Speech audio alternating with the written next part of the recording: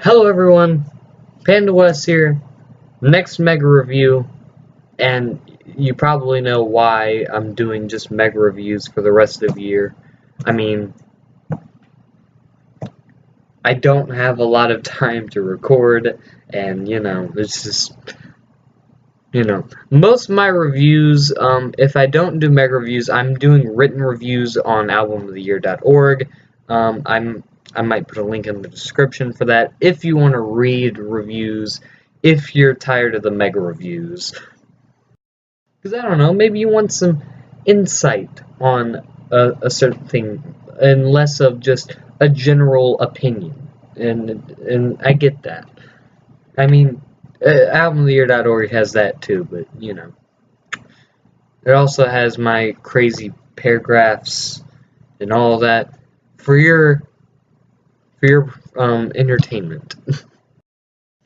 So with that aside, here is the next mega review.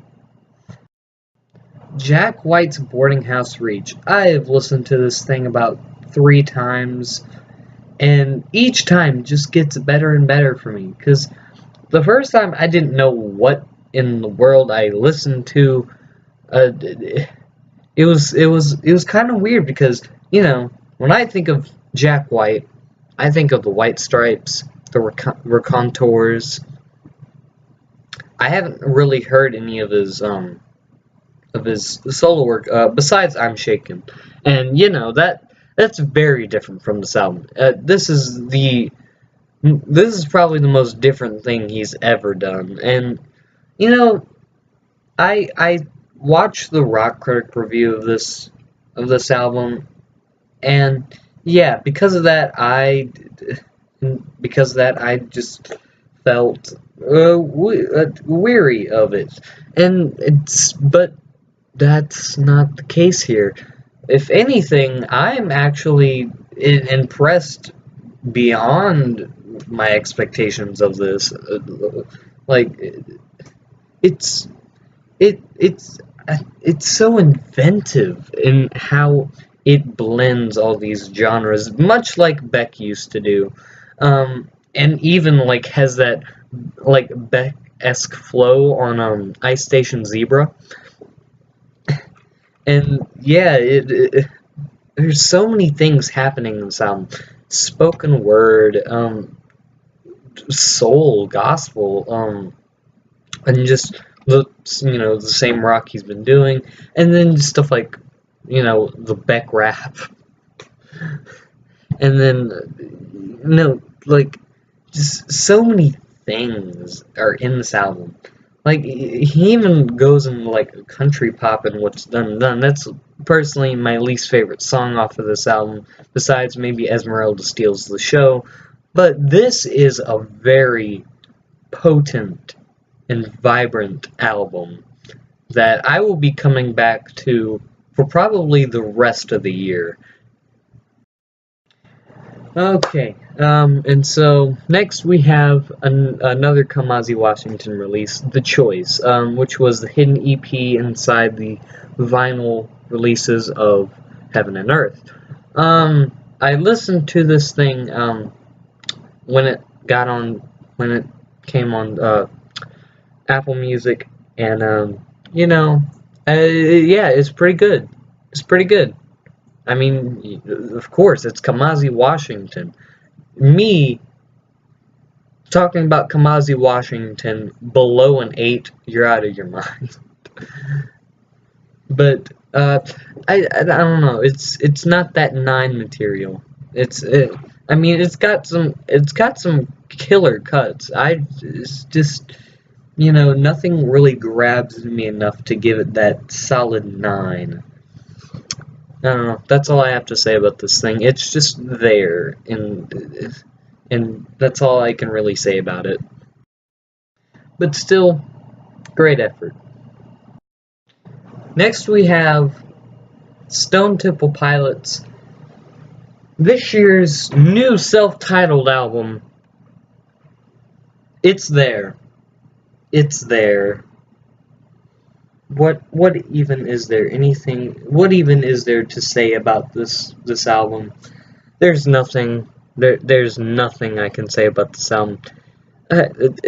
It makes me so sad for Stone Temple Pilots. I mean, they weren't, in my opinion, they weren't the best of the 90s, but they definitely, you know, they had quality about them. I mean, they just keep, like, album after album, they just keep falling off more and more. Like, even in the late 90s, they were just a little, but even then, they still retained some quality. These past two self-titled releases have been, like really, I mean, it's just flatlining. It's such a meh album. Like, when I first heard The Art of Letting Go, it was the first song I heard. It wound up on my Pandora for some reason. I was like, this is Stone Temple Pilots? This can't be Stone Temple Pilots. That's not a Stone Temple Pilots thing to do. But no, that was Stone Temple Pilots. This really just it sounds like Cigarettes After Sex. It's like, I don't want this from Stone Temple Pilots. If I want Cigarettes After Sex, I'll just listen to Cigarettes After Sex. I mean, they're at least a little decent. I mean, I don't want it from Stone Temple Pilots. Like,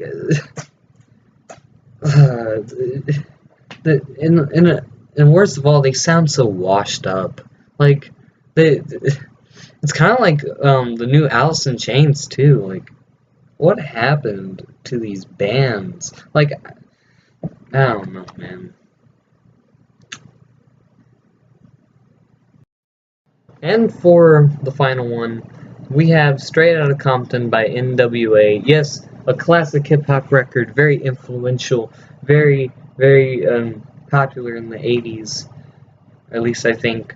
You know, this album is revered as, you know, a masterpiece by most hip-hop heads. Me, yeah, it's good.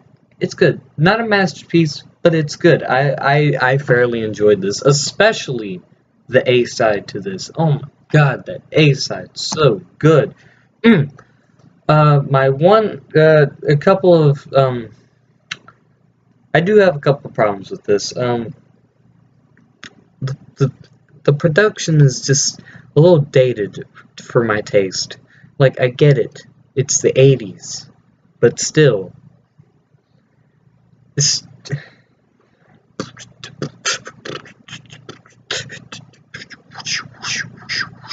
sample, like, the same formula over and over again. I was like, that can get a little tiring after an hour. But okay.